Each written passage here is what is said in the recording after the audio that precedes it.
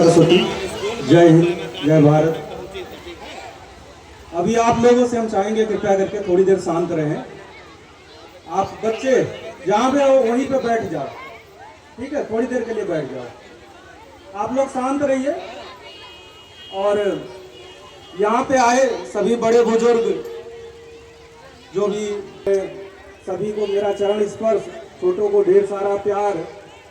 और माइक पकड़ने का एक कारण हमारा ये, स्वर्गीय शारदा बख्श सिंह जी जो 2019 में हम लोगों के बीच से ब्रह्मचर्य में चले गए हैं, यहाँ पे अभी नहीं उपस्थित हैं। और उनके बारे में सुनने के बाद में मुझे कुछ याद आया। ये विशेष तौर पे बच्चों के लिए है, जो बच्चे अभी पढ़ रहे हैं, जिनकी पढ़ाई खत्म होगी उनके लिए नहीं, पर जो बच्चे पढ़ रहे हैं और गार्जियन के लिए भी एक बात हम जरूर कहना चाहेंगे।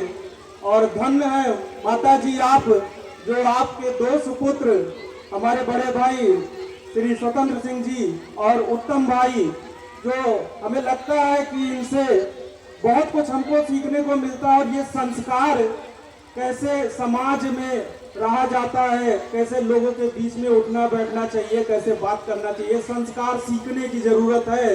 और बच्चों के लिए तो ये सौभाग्य है कि आपके ये गुरु भी हैं।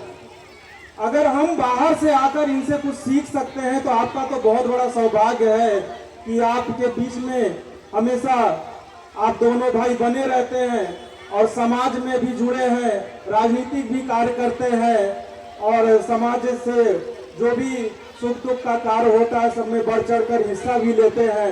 तो स्वतंत्र भैया को और उत्तम भाई को हमारी तरफ से बहुत बहुत धन्यवाद, जो हमें यहाँ पे आपने बुलाया, ये भी मेरा सौभाग्य है। अब बच्चों से एक बात हम जरूर कहना चाहेंगे। जैसे कुछ बच्चे कहते हैं कि मेरे पिताजी दूसरे जैसे किसी को देखते हैं कि पैसे वाले घर का कोई है। आप लोग एक मिनट के लिए कृपया करके शांत रहिएगा, ठीक है? जैसे कुछ बच्चे कहते हैं कि बगल में देखते हैं कि कोई गाड़ी से जा रहा है और उनको देखकर कुछ बच्चे डिप्रेस होने लगते हैं स्कूल में जब पढ़ते हैं। और हम भी पढ़ाई करके आए हैं, हमने भी देखा, हमसे ऊपर जो रहते थे तो हम भी के पास भी इतना पैसा होता कि हमको भी वो देते और रोज नई नई किताबें, रोज नया ड्रेस और वो सब लेके आते। पर जब हम पढ़ाई करके निकले तब हमको समझ में आया कि ये सब कुछ भी नहीं है। पढ़ने के लिए किताब में जो लाइन लिखा हुआ उसका जरूरत है, नई किताबों से कोई मायने नहीं रखता, नए ड्रेस से कोई मायने नहीं रखता। आप अगर अच्छी पढ़ाई कर लेंगे तो आप अच्छी पढ़ाई करने के बाद अपने दम पर जिस दिन भी आप कमाने लगेंगे और अपनी किताबें और अपने कपड़े, अपनी गाड़ी खुद खरीदेंगे तो आपके बाप, आपके पिताजी, आपकी माताजी, आपके घर परिवार सबका सीना चौड़ा हो जाएगा कि हमारे बच्चों ने कुछ किया है। और जब किसी का पिता छोड़ के चला जाता है तो उसके ऊपर क्या बीतती है, आप स्वतंत्र भैया इसको ज्यादा बेहतर समझ सकते हैं हम लोगों से। और जब तक पिता रहता है तो दुनिया भर की हम लोगों को शिकायत होती है कि पिता हमारा ये नहीं कर रहा है, हमारे लिए ज्यादा गाड़ी नहीं लेके आ रहे, हमारे कपड़े नहीं लेके आ रहे हैं।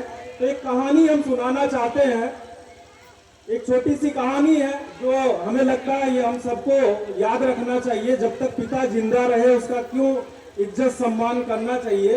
तो एक बच्चा रहता है, एक गांव में एक बच्चा रहता है और अपने पिता के साथ में एक मेला देखने जाता है। जिद करता है कि पापा हमको मेला ले चलो, लेकिन वो पिता असमर्थ रहता है क्योंकि उसके जेब में एक रुपए भी नहीं रहता। और वो जानता है कि बच्चे को लेकर जाएंगे तो मेले में अभी वो कुछ ना कुछ खरीदने की जिद करेगा और वो बच्चा नहीं मानता। पिता बहुत नर्वस होकर उसको कंधे पर बिठा कर लेकर जाता है और जैसे ही वो मेले में पहुंचते ही वो देखता है सामने गुब्बारे लगे हैं, बोलता है पिताजी गुब्बारा दिला दीजिए। लेकिन पिता असमर्थ रहता है, उसके जेब में एक रुपए नहीं रहता और अंदर से उसको बड़ी ग्लानि भी महसूस होती है कि अपने छोटे से बच्चे को 1 रुपए का हम गुब्बारा नहीं दिला सकते। और बाकी गार्जियन को देखता है कि बहुत कुछ खरीदते हैं, पर फिर इसके बाद बड़ी समझा के उसको लेके आगे बढ़ते हैं। फिर वो जिलेबी देखता है, कहता पिताजी मुझे जिलेबी खाना है। पिताजी उसके फिर किसी तरीके से समझा के उसको लेके जाते हैं। झूला लगा रहता है, फिर पिताजी से वो जिद करता है मुझे झूला झूलना है, लेकिन फिर उसके पिताजी के पास 1 रुपये नहीं रहता और वो लेकर आगे बढ़ जाते हैं। अचानक उस बच्चे का हाथ अपने पिताजी से छूट जाता है। अचानक उस बच्चे का हाथ अपने पिताजी से छूट जाता है और वो बच्चा कहीं खो जाता है। उस बच्चे का हाथ पकड़ के कुछ लोग आते हैं और रोते हुए देखते हैं, फिर उस बच्चे से कहते हैं कि क्यों रो रहे हो, तो कहता मेरे पिताजी खो गए हैं। तो उसको चुप कराने के लिए जो जो चीजें वो उस मेले में अपने पिताजी से मांग रहा था, उसी चीज को वो बोलते हैं कि बेटा ये गुब्बारा ले लो, ये झूला चलो हम तुमको झुला देते। वो कहता नहीं हमको सिर्फ हमारे बाबा चाहिए। फिर वो कहते हैं कि नहीं इसको चलो झूला झुला देते, कहता नहीं हमें बाबा चाहिए। फिर वो बोलते हैं चलो हम जिलेबी खिलाते, फिर भी वो कहता नहीं हमें बाबा चाहिए। तो इस कहानी से बस एक ही चीज हम कहना चाहते हैं कि जब तक बाबा है, जब तक पिता है, तब तक आप उसके सामने कोई भी डिमांड रखो, वो अपनी चीजों को रोक कर अपनी सुविधाओं को, अपने कपड़े लत्ते को खरीदना बंद कर देता है सिर्फ बच्चों के ख्वाहिश को पूरा करने के लिए। पर जब पिता ही नहीं रहेगा तो किससे आप मांगेंगे? तो बस इतना ही कहना चाहेंगे बच्चों से कि आप लोग अभी मौका है, जिसके पिता माँ बाप जिंदा हैं, जो सामने बैठे हैं, अगर वो आपको पढ़ने के लिए भेज रहे हैं, आपका फीस दे सकते हैं, आपका ड्रेस दे सकते हैं, पैसा खर्च कर सकते हैं, आप लोग पढ़ने में मन लगाइए। खेल कूद जरूरी है पर पढ़िए। शिक्षा कलम में ऐसी ताकत है कि जिसके आगे बड़े बड़े लोग झुक जाते हैं। आप किसी भी घर परिवार में पैदा हुए हैं, वो आप कितने भी गरीब परिवार में पैदा हुए हैं, आप शिक्षा के दम पर बड़े बड़े को अपने पैरों पे झुका सकते हैं और अपनी ऊंचाई आसमान पे ले जा सकते हैं।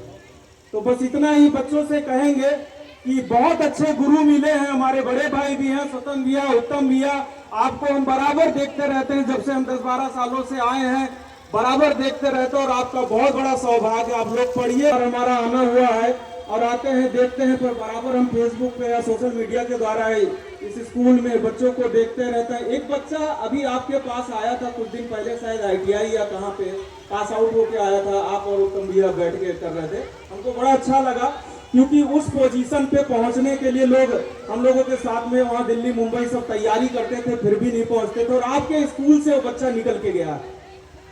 ये बहुत बड़ी चीज है। आपके स्कूल से निकलकर ऐसा एग्जाम उसने पास किया जिसकी तैयारी हमारे घर परिवार से हम लोग दिल्ली, लखनऊ और कोटा वहां भेजते हैं, फिर भी वो तैयारी करके नहीं निकल पाते। बच्चे लाखों रुपए खर्च करते हैं। यहाँ पे हमें लगता है कितने रुपए आपकी फीस है स्कूल का? 200 रुपए उसका है और 250 है। 200 रुपए स्कूल का फीस। हमें नहीं लगता है कि हमारे गोंडा जिला में इससे सस्ता कोई और स्कूल होगा। हम तो यही सोच रहे हैं कैसे आपका खर्चा निकल रहा है, कैसे आप टीचर, सभी टीचर का बहुत बहुत सम्मान है यहाँ पर कि कैसे आप लोग इसको मैनेज कर रहे हैं। ये मतलब ये सोचने वाली बात है। 200 रुपए फीस लेकर आप लोगों को पढ़ाया जा रहा है। आज के 15 साल 20 साल पहले 200 रुपए फीस देकर हम लोग पढ़ते थे। ये आपका सौभाग्य है कि आज 2025 में भी आप 200 रुपए फीस देकर और इतना अच्छा गुरु पाए हैं और पढ़ रहे हैं। तो आप पढ़ने में मन लगाइए, और कोई त्रुटि हो तो आप एक बार नहीं सैकड़ों बार अपने गुरुजन से बात करिए, पूछिए, पर इसके साथ साथ माता पिता का सम्मान जरूर करिए, संस्कार जरूर सीखिए। संस्कार होना सबसे जरूरी है। जिस इंसान के अंदर संस्कार नहीं है वो चाहे अरबपति हो, एक जानवर से भी बदतर है, क्योंकि जानवर तो संस्कार नहीं सीख सकता, पर अगर इंसान होकर जिसके अंदर संस्कार नहीं है वो जानवर से भी बदतर है। तो बस अपनी बातों को यहीं पे विराम देंगे और माता जी के चरण स्पर्श करते हैं, और ये आपका स्कूल ऐसे ही आगे बढ़ता रहे और हम चाहेंगे। और हमारे बड़े भैया संजय भैया, अमित दादा, मुकेश भाई, सभी चाचा जी, सभी को, आप सभी को प्रणाम। सबका नाम लेंगे तो बहुत टाइम लग जाएगा, और आप लोग भी आगे बढ़कर आइए और इस स्कूल में जो भी हो सके आप बढ़ चढ़कर इसमें हिस्सा लीजिए। और खड़े होने से, जैसे आपने कहा कि यहाँ पे पैसा कोई नहीं देना चाहता सदन भैया, ये पैसा नहीं है, बच्चों का उत्साहवर्धन है। कोई पैसा नहीं, ये 100, 500, 1000 हमें भी मालूम है, जब 200 रुपए में आप पढ़ा सकते हैं, इस पैसे से कोई फर्क नहीं पड़ेगा, पर ये बच्चों का उत्साहवर्धन है। तो ये आशीर्वाद है जो बड़े से इन बच्चों को आशीर्वाद मिल रहा है। और हम तो कहेंगे कि अगर हमारे बड़े कुछ और भी देना चाहें तो बिल्कुल दे, और अच्छा है, इस स्कूल को जितना आगे हो सके, और हम भी चाहेंगे आप ऐसे ही हमको भी सेवा करने का मौका दीजिए। बहुत बहुत धन्यवाद आप सभी का। बहुत बहुत धन्यवाद डॉक्टर साहब का, और बहुत ही सुंदर कहानी सुना करके आपको जिस तरीके से माता पिता के प्रति और माता पिता के प्रताप के कर्तव्यों के प्रताप में अलग